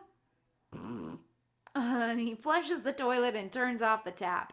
Interior, Elio's bedroom, Perlman Villa, night. When Elio emerges from the bathroom, he hears voices coming up from below as the guests are leaving. He reaches the window and looks down at Sonny and Cher, who stand by the car saying their goodbyes and laughing affectionately. The two men get into their car, the Perlmans waving as it drives away. Right in that moment, Elio raises his gaze and sees Oliver on the balcony and above the main entrance. I scrolled too far. There we go. Okay. Interior corridor, exterior balcony, Perlman Villa, night. Elio walks onto the balcony where Oliver is smoking. Glad you came. I thought you had changed your mind. Changed my mind. Of course I was coming. Elio steps close to the ledge. So, you do smoke? Sometimes. I am nervous. Me too. Interior, Oliver's bedroom, Perlman Villa, night. Oliver sits on the bed, his legs crossed, looking smaller, younger. Elio stands awkwardly at the foot of the bed, not knowing what to do with his hands. He keeps putting them in his pockets, then taking them out again. Come, sit. Hesitating, Elio crawls onto the bed and sits facing him, cross-legged like Oliver, making sure their knees don't touch. Needing suddenly to shed his shyness and inhibitions, Elio decides he has to lean against something and slides up to the top of the bed, resting his back against the headboard beside Oliver. Elio looks down at the bed and at the two of them side by side on it, a moment he has dreamed of. Now here we are, he thinks, hardly able to believe it. As if to highlight that moment, Oliver stretches his legs out, his bare feet next to Elio's own. You okay? Me okay. With his toes, Elio reaches over to Oliver's toes and touches them. He slips his big toes in between Oliver's big toe and his second toe in a kind of desperately playful mood. What are you doing? Nothing. Oliver reciprocates the movement, seeking out Elio's other foot. Elio moves closer to Oliver, then hugs him, a kind of child's hug, which Oliver responds only by saying, half humorously, That's a start. Elio shrugs, not wanting to speak. Does this make you happy? You aren't going to have a nosebleed, are you? It does, and Elio nods yes, then no. Finally, Oliver brings his arm around Elio. He doesn't stroke him, doesn't hold him tight. Elio loosens his own hold for a moment, giving him time enough to bring both his hands, seeking skin, under Oliver's loose shirt and resume his embrace. You sure you want this? Elio nods again. Yes. Oliver lifts Elio's face with both hands and stares at him the way that he did on the cliff, even more intensely. Can I kiss you? Yes, please, but be gentle. Jesus. Then he suddenly pulls back as if he might laugh, and runs his fingers through Elio's hair, messing it up. Elio brings his mouth to Oliver's in a fiercely eager kiss. Something seems to clear way between them, and both abandon themselves to the kiss. Elio hungrily kisses Oliver's closed eyes, his nose, his ears, his throat, discovering them with his lips. Oliver kisses him back as eagerly, even roughly. Elio lies back on the bed. Oliver climbs atop him and starts to undress Elio. Often. You better toss them clothes away. Elio is soon naked and lies back in a kind of ecstasy as Oliver moves his hands over his body, as inquisitive as Marzia's had been the night before in the street. When Oliver pulls the sheet back, Elio loves being naked before him. No secrets. Oliver kisses him, kisses his body, and then returns to kiss Elio's open lips again, more deeply, as if he too is finally letting go. Oliver is also naked, and not a part of him isn't touching Elio now. They stare at each other as eternity seems to pass between Elio's reluctance to make up his mind and Oliver's instinct to make it up for him. They make love. Bodies are entangled. Elio is flushed. Oliver's face is more implacable, his lips softly repeating what Elio says until he bends forward to say to him, Call me by your name and I'll call you by mine. They said the title. They continue their rhythm, taking Elio in a realm he has never known before, and murmuring his own name as if it were Oliver's. Elio. Elio. Elio! And the Star of David bounces on Oliver's chest. A little later, Oliver, laying next to Elio, picks up his billowy blue shirt from the floor and uses it to wipe the evidence of their lovemaking off his chest. Did we make the noise? Nothing to worry about. Mafalda always looks for signs. She won't find any. You wore that shirt on your first day here. Will you let me have it? Leave it here when you go? Oliver doesn't answer and tosses the shirt aside. He takes Elio in his arms, looks down into his face. He smooths out Elio's hair with his hand. Elio is falling asleep. Oliver continues to hold him. Interior, Oliver's room, Perlman Villa, dawn. Dawn! Light is coming in. Oliver is still cradling Elio in his arms, but it's shifted to a more comfortable position for them both. Elio opens his eyes, sees Oliver looking down at him, but instead of smiling or lifting his face to be kissed, he closes his eyes again, as if blotting Oliver, the bed, the room, and all that has happened out. He tries to sit up, stretching his limbs, and pulls the sheet over his nakedness. Oliver stares at him as if to register Elio's morning after emotions. Elio stays put on Oliver's bed. Excuse me. Need a second. All right. Shifted to a more comfortable position for them both. I'm sorry, Jerry. Can you stop the recording? I have to cough a couple more times. Elio opens his eyes, sees Oliver looking down at him, but instead of smiling or lifting his face to be kissed, closes his eyes again, blotting that shit out. He tries to sit up, stretches his limbs, and pulls the sheet over his nakedness. Oliver stares at him as if to register that. I already said it. Here we go again. Elio stays put on Oliver's bed out of an exaggerated sense of courtesy. Relenting, he smiles back at Oliver for the first time, though he wishes at that moment for Oliver to be miles away. Oliver continues to study his face, his own expression one of uncertainty. Elio sits up, brushing Oliver's hand away, and rises gingerly from the bed. Let's go swimming. Interior Bacurale. Perlman Villa, dawn. In the dim light of dawn, Oliver and Elio leave the villa on bikes. Exterior river, first light of day. At the river, Oliver walks knee-deep in the water with his blue shirt on, then dives in and swims away. Elio is swimming 200 meters away. From a distance, they look like two complete strangers. Exterior river day. Elio and Oliver walk towards their bikes. Are you going to hold last night against me?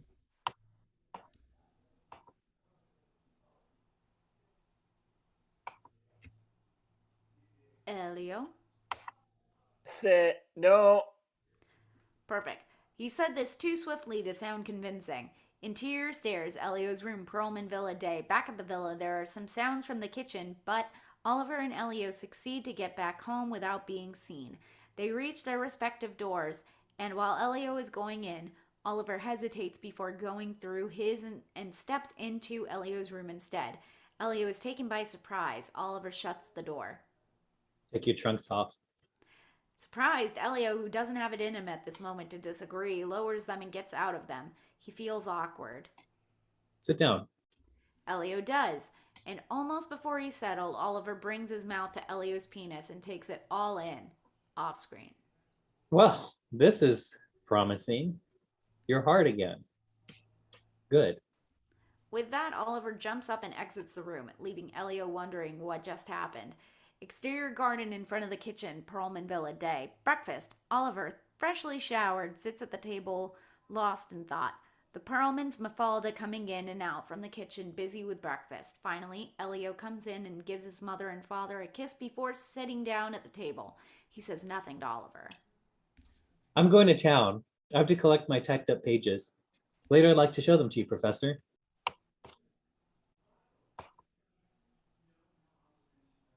Professor. It's not the only time. Later. Everyone laughs. Oliver is also amused. Before you leave, we'll certainly find time to go over these provisions. The thought of Oliver's departure marks a shadow on Elio's face. So, later. More laughing, Oliver leaves the table and walks away. Elio watches him go. Exterior main entrance, Perlman Villa Day. Elio rides his bike out of the gate. Exterior Piazza Duomo, Crema Day. The central square with Crema's Duomo. Elio sees Oliver at the newsstand scanning the headlines of the International Herald Tribune before heading in the direction of the post office. Elio rushes up to him. Something wrong? I had to see you. Aren't you sick of me? I just wanted to be with you. If you want, I'll go back now. Oliver stands still, dropping his hand with the bundle of unsent letters, and simply stands there staring at Elio, shaking his head. Do you have any idea how glad I am we slept together? I don't know. It's just like you not to know. I don't want you to regret any of it. I don't want either of us to have to pay one another, or pay one way or another. I'm not telling anyone. There won't be any trouble. I didn't mean that. Are you sorry I came here? Oliver leans in close to Elio and whispers in his ear. I'd kiss you if I could. Interior kitchen, Perlman Villa, early afternoon. Mafalda and several local women are busy making the local specialty, tortellini cremaci. They are talking politics. Elio enters the kitchen from the outside with 2 peaches in his hands and a towel on his shoulders. He says hello to the women and leaves the kitchen. Interior staircase, Perlman Villa, early afternoon. On the stairs, he meets Annella on her way up to nap and kisses her. She looks pleased by this unexpected show of affection from her teenage son. He eats a peach. Interior attic, Perlman Villa, early afternoon. Elio enters the attic, puts the remaining peach on the old bedside table, and lies down on the mattress where he made love with Marzia. He opens his book and starts reading, but easily distracted, he starts looking outside the window at the glorious summer sky. He tries reading again, but still no chance. His gaze scans the room, the abandoned objects, the dark corners, the peaches. He stretches out his hand to one and plays with it. He turns its crease towards him, then opens it halfway with his thumbs and pushes the pit out. The pit falls on the attic floor. He brings the fuzzy, blush-colored peach to his groin and lowers his swim trunks. He presses himself into it until the parted fruit slides down his erection. The fruit is leaking on him. Though firm, it breaks apart, holding the 2 halves of the reddened core in either hand. He begins to rub himself with them. When his orgasm quickly comes, he carefully aims into the open peach. He holds the fruit in both hands and looks around. He places the 2 halves of the raped peach on the bedside table and covers himself with a towel. Later, Elio awakes to the sound of someone entering the attic. I was looking everywhere for you. What are you doing up here? Oliver sits next to him on the mattress. He starts kissing him on one arm. He removes the towel to reveal, to his surprise, that Elio is not wearing a swimsuit. He then swiftly leans down, bringing his lips to Elio's groin, but after a moment he looks up with a questioning expression. What have you done? Oliver looks at the broken peach beside them. He picks it up. Is this what I think it is? Elio nods in mock shame. You tried out the plant kingdom? Next will be minerals? You're rejecting the animal kingdom already.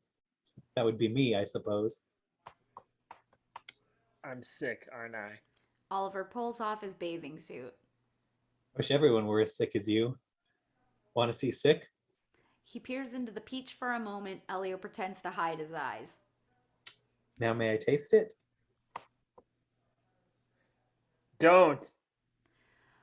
But Oliver dips a finger into the core of the peach and brings it to his mouth. The peach juice helps a lot. Want to try it? Let it go. No. Oliver holds it farther away. Elio lunges out again to grab the fruit from Oliver's hand. But with his other hand, Oliver catches hold of his wrist and squeezes it hard. You're hurting me. Then let go. Elio reaches out to him, bursting into tears, the emotion and intensity of their intimacy finally overwhelming him. He muffles his sobs against Oliver's bare shoulder. Then Oliver holds him close. I don't want you to go. They kiss as lovers committing themselves. Exterior garden, Perlman Villa, night. The garden of the villa in the darkness, alluring and enigmatic. Why didn't you give me a sign? I did. At least I tried. When? Once when we were playing volleyball, I touched you just as a way of showing I liked you. The way you reacted made me feel I'd almost molested you. I decided to keep my distance. I come out here every night just to sit for hours. What? I thought you came out here every night when you talk. Oliver pulls Elio closer and kisses him deeply. Interior Oliver's bedroom, Perlman Villa, day. The next day, Elio wakes up to find himself alone in bed. Then he notices hanging on the end of the bed Oliver's blue shirt, all clean and pressed by Mafalda, with an attached note from Oliver. For Oliver, from Elio. Interior staircase, Perlman Villa, day. Later, Elio runs down the stairs wearing a bathing suit and Oliver's blue shirt, carrying a towel. The front door opens and Marzia walks in. She looks at him questioningly. Elio would like her not to be there. Tu as disparu pendant 3 jours, I had to work. mais tu as disparu. Elio doesn't know what to say or do. Am I your girl? Elio doesn't reply. Marzia leaves, trying to keep from crying. Exterior other Veratorio, Perlman Villa, afternoon. By the pool, Perlman and Annella sit at the table in their bathing suits having a drink. Oliver told me he has to go to Baramajo for a couple of days to do some research at the university there before he leaves. He would then fly home directly to or from Lanat. Oh, maybe Elio could go with them. It would be nice for them to get away for a couple of days before Oliver leaves. What do you think? Perlman takes his wife's hand in agreement. Exterior coach station, Montadine, day. Montadine, sorry. Oliver puts his suitcase in the open trunk of a waiting coach. He is saying his goodbyes to the Perlmans before he and Elio get on the bus. Annella kisses Oliver with great affection. Perlman shakes his hand warmly. All formality gone. Both say, "Come back soon." The driver closes the trunk. Elio says goodbye to his parents, unable to hide an honest smile of happiness. Chiara arrives driving her bike to say goodbye to Oliver, but the coach is leaving. The Perlmans and Chiara watch the coach drive away as Elio and Oliver take seats inside it. Interior-exterior bus from Crema to Alpi Orabi. Day. Oliver smiles and waves to Chiara from the back of the half-crowded bus. Oliver takes his seat next to Elio. They look at each other. Their gaze is full of unaccountable emotions. Outside the window, the summer landscape changes from the flat plains into the first Alps, the Orabi. Exterior Bosco, Prato, Cascate del Serio de. The small forest of beech and fir trees. Elio and Oliver walk on a trail with their backpacks. They cross a small bridge over a creek and reach a large mountain meadow. Looking towards the mountains, patiently awaiting something. Oliver looks at Elio and hugs him, a friendly grab hug. When they finally arrive at the massive cascade, the explosion of water from the mountain is violent and unexpected. The river leaps 3 times on the rocks before it reaches the bottom of the valley. Oliver jumps up and, in a very American impulse, howls at the spectacle of water. Elio laughs. They run to the water and disappear into the cascade as they call each other by their own names. Can we pause?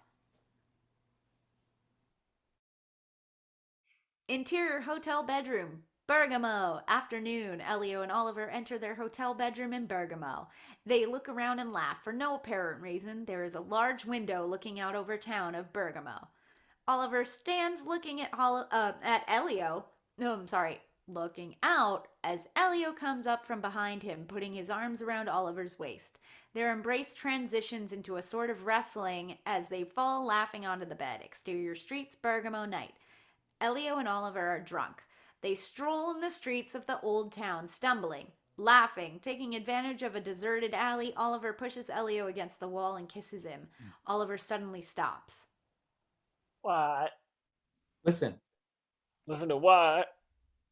Jesus. Among the soft sounds of the sleeping city is a distant melody. The song. Elio tries to kiss him again, but Oliver grabs his hand and pulls him away. Let's go. Exterior Piazzetta, Bergamo night. In a small square in the old part of town, 3 young men and a girl are leaning up on a wall. They are wearing oversized jackets and makeup. They are early examples of the new romantic fashion. At their feet is a radio playing Love My Way, the song that was also playing at the open-air dancing bar a few weeks earlier. Oliver looks at Elio as if to say, "See?" Then salutes the youngsters, only to be ignored. Psychedelic furs, the best. The new romantics seem uninterested. Oliver starts dancing as we already saw him do, alone. He then grabs the girl, intending for her to dance with him, and it seems like the situation could go badly. Leo visti a New York l'anno scorso. Richard Butler, spettacolo! Davvero, li abbiamo visti amici noi in concerto. Siamo andati a Londra facendo l'autostop. Best way to travel around. Elio doesn't dance. He looks uncertain, not at all well. At the song's climax, he bursts out puking suddenly and abundantly. Oliver laughs as he runs to Elio's side. Exterior Strada con Fontana, Bergamo dawn. Oliver holds Elio's forehead as he pukes. Elio stands away from the wall, making an "I'm okay now" gesture, and goes to the fountains nearby to splash water on his face. Oliver looks around to check that nobody is looking and starts kissing him again. Elio lets himself go. It's the kiss of a lifetime, y'all.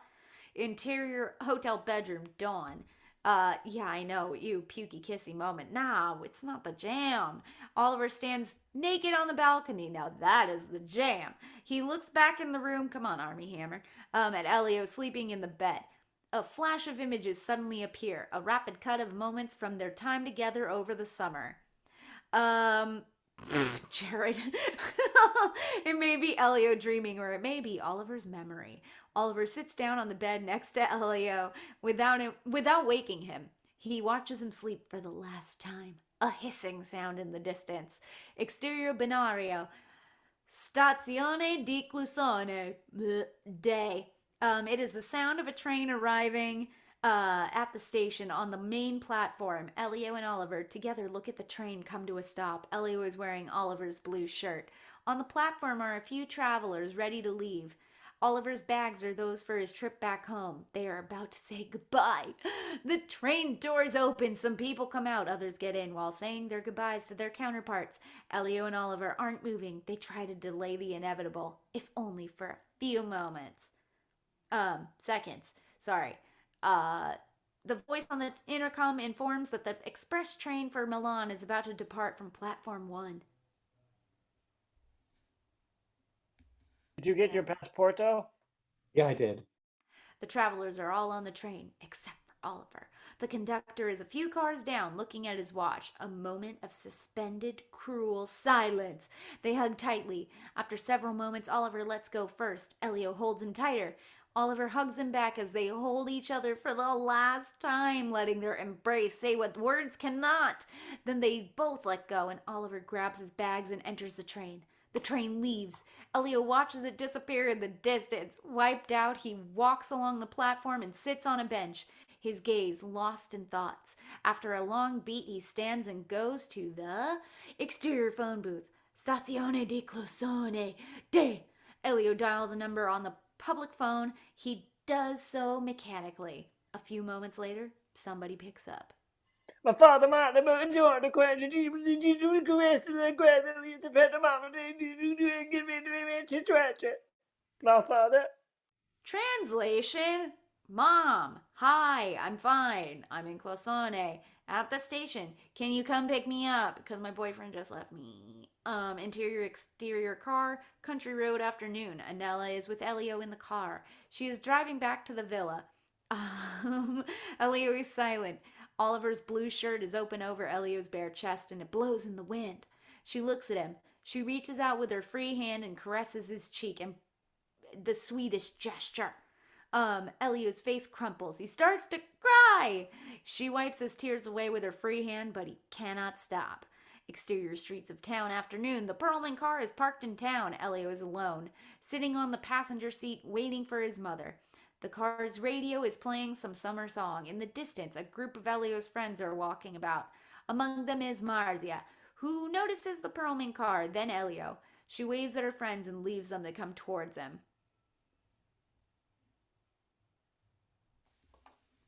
Ciao. Elio notices her only when she is close. How are you? Good, thanks. Elio tries straightening up to hide his emotions, his face recently upset by tears. Oh, Jesus, I'm just going to do English. I read the book you gave me, the poems. They are beautiful. I really love Antonia Bozzi. Elio nods, smiling back at her. I'm sorry you feel so bad. I'm just wanted to tell you that I'm not mad at you. I love you. Je suis désolée. Elio is surprised and comforted by Marzia's words. She extends her hand to his. On reste amis? Elio shakes her hand, then exits the car and hugs her, sighing. Annella is approaching. Pour vie. Pour la vie? For forever. Exterior Perlman Villa afternoon. The car comes through the gate. Anchise comes forward to meet them at the car. Elio avoids his eyes, not wanting to encourage him to say anything further, and goes inside. Interior Oliver's room. Perlman Villa afternoon. Elio's room in which Oliver has stayed. Alone now, Elio enters it and looks around. Everything of his has been put back, his clothes in the closet and drawers. He drops his backpack on the floor and throws himself down on the sunlit bed. The bedspread is the same. He closes his eyes. He is glad to be back in his old room, now full of sustaining memories of Oliver. Interior Perlman Studio, Perlman Villa, evening, night. For forever. Professor Perlman is sitting in his usual place. On his lap are proofs of his latest book. He is drinking. Elio comes into the room to say goodnight. His father puts away his manuscript with a toss and lights a cigarette, his last of the day. So, welcome home. Did Oliver enjoy the trip? I think he did. Perlman takes a drag from his cigarette, then pauses a moment before speaking. You two had a nice friendship. Yes. Another pause and another drag on his cigarette. You're too smart not to know what was rare, how special what you two had was. Oliver was Oliver. Because he was he and I was I. Oliver may be very intelligent. Intelligent? He was more than intelligent. What you two had everything and nothing to do with intelligence. He was good, and you were both lucky to have found each other because you two are good. I think he was better than me, except for the bed part. Sure, he'd say the same about you, which flatters the two of you. In tapping his cigarette and leaning towards the ashtray, he reaches out and touches Elio's hand. Perlman alters his tone of voice. His tone says, "We don't have to speak about it, but let's not pretend we don't know what I'm saying." When you least expect it, nature has a cunning way of finding your weakest spot. Just remember that I am here. Right now, you may not want to feel anything. Perhaps you never wished to feel anything. And perhaps it's not me that you'll want to speak about these things, but feel something you obviously did. Elio looks at his father, then drops his eyes to the floor. Look, you had a beautiful friendship, and maybe more than a friendship. I envy you. In my place, most parents would hope that the whole thing goes away, pray that their sons land on their feet. But I am not such a parent. In your place, if there is pain, nurse it. And if there is a flame, don't snuff it out. Don't be brutal. We rip so much of ourselves. We rip out so much of ourselves to be cured of these things faster that we go bankrupt at the age of 30 and have less to offer each time we start with someone new. But to make yourself feel nothing so as to not feel anything is such a waste. Elio is dumbstruck as he tries to take this all in. Have I spoken out of turn? Elio shakes his head. Then let me say one more thing. It will be clear. It will clear the air. I may have come close, but I never had what you two had. Something always held me back, pushed me away. How you live your life is your business. Remember, our hearts and our bodies are given to us only once. And before you know it, your heart is worn out. And as for your body, there comes a point when no one wants to look at it, much less wants to come near it. Right now, there's sorrow and pain. Don't kill it. And with it, the joy that you felt. Perlman takes a breath. We may never speak about this again, but I do hope you'll never hold it against me for what I did. I will have been a terrible father if one day you'd want to speak to me and felt that the door was shut or not sufficiently open.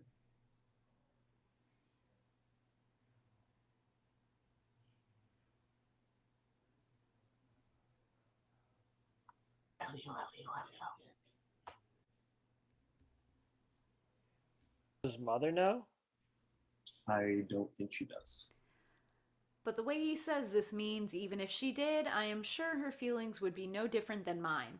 Exterior Campagna, Perlman Villa, winter day. The Perlman Villa is in winter, as is everything. I'm sorry, my bad. A snowy day, 6 months later. Elio walks in the countryside that surrounds the villa. He wears a heavy overcoat and beret. Very new wave looking. He is listening to a Sony Walkman. He crosses the gate and comes back in the garden. He enters the house. Interior kitchen, Perlman Villa, afternoon. A shot of someone finishing lighting the candles of a menorah. Gotcha, it's Hanukkah. Put on your yarmulke. Elio walks through the kitchen where Mafalda is cooking latkes for Hanukkah. Yeah, latke time. He stops to taste one and gives Mafalda a kiss on the cheek because latkes are the best. He walks down the hall and past his father's office. Interior Professor Perlman's office. Afternoon, the Perlmans and Elio, I'm guessing, are at a big table spread out with what looks like application letters with photos attached.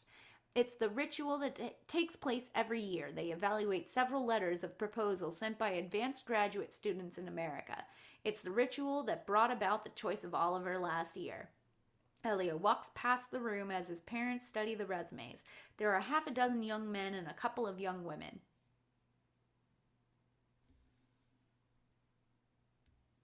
Annella? I'm becoming, do not rush me. Questo. I'm sorry, Annella. But Elio is not interested in this. He walks into the living room to warm himself by the fire. Interior hallway, Perlman Villa, afternoon. The telephone rings and Elio rushes to answer it, an expression of excited expectancy on his face. It is Oliver calling from New York. Elio, are you there? I'm here. I'm here. How are you? Fine. How are your parents? Fine too. I miss you. I miss you too, very much. I have some news. What news? You're getting married, I suppose? I might be getting married this spring. You never said anything. It's been on and off for 2 years. But that's wonderful news. Do you mind? Before Elio can answer, Annella and Professor Perlman pick up the phone in the library. Interior Professor Perlman's office, afternoon, continuous. Why aren't you in here? Where are you coming? When You are you caught us. coming? You caught us while in the process of choosing the next you for next summer. And he is a she. Well, I have some news for you. I got engaged.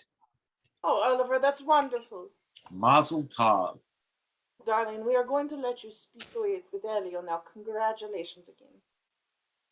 And happy Hanukkah. Put on your yarmulke. It's time for Hanukkah. They can hang up. Elio stays on the line. Interior hallway, Perlman Villa, afternoon, continuous. They know about us. I figured. How? From the way your father spoke, he made me feel like a member of the family, almost like a son-in-law. You're lucky. My father would have carted me off to correctional facility. Elio. Oliver, I remember everything. Interior dining room, Perlman Villa, night. Elio enters the dining room, which is decorated for a festive Hanukkah dinner. The winter light is fading outside the windows. Activities continue around the table as Annella and Mafalda finish preparing for the meal. Placing flowers, filling wine glasses, manischewitz, I'm just kidding, etc. I know they probably have better wine because they're Italian. Elio crouches in front of the fireplace, the light of the fire reflected on his tear-streaked face. We stare on his face, lost in thought. The entire end credit scrolls on his close-up. Near the end of this close-up, we hear... Elio? Elio? Elio is so deep in thought that only after a long beat does he turn towards the sound of his mother's voice. Fade to black. The end! Great job, guys. All right. Thank you, guys. Good job, Jennifer. Thanks! Thank you guys all for being part of the read. And thank you guys for watching the read. Until next time, this is the Quarantine Theater Company.